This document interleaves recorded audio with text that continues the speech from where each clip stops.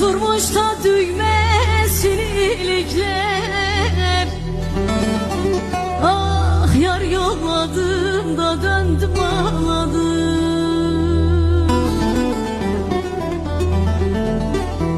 Bana gelsin sana gelen kemlikler, yar ölem ölem.